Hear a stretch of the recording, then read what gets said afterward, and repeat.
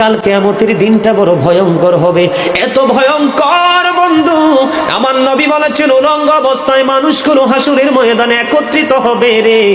ও বন্ধু, প্রত্যেকের কবর থেকে ওই হাসুরের ময়দানটা কমপক্ষে 50,000 বছরের রাস্তা হবে রে বন্ধু।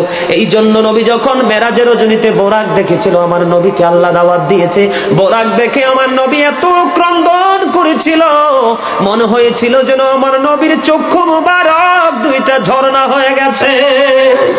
রে যুবক, কাল কিয়ামতের দিন ঘাম এত ঘামবে রে, কেউ মাজা পর্যন্ত, কেউ নাভি পর্যন্ত, কেউ বা আবার পুরো শরীর বন্ধু ঘামের নিচে ডুবে থাকবে, আবার মাথার মগজ টকবক টকবক করে উতরাইতে থাকবে রে।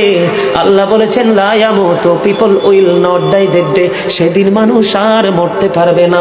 আল্লাহ বলেছেন ফিহা ওয়ালা ইয়াহইয়া, people will not be able to live that day, মানুষ সেদিন বাঁচতেও পারবে না। আমার আল্লাহ বলেছেন অমাহুম আনহা বিগাইবিন, people will not be able to escape that day, সেদিন মানুষ সেখান থেকে পালিয়ে যেতেও পারবো না। রে দুর্গাপুরের যুবক, হাদিস শরীফের মধ্যে এসেছে কাল কিয়ামতের দিন আল্লাহর আরশের ছায়া ছাড়া কোনো ছায়া থাকবে না।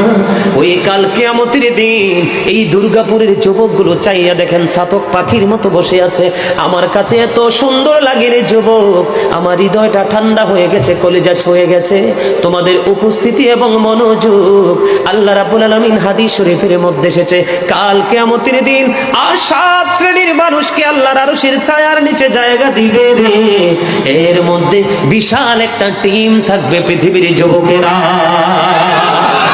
জোরে জোরে সুবহানাল্লাহ।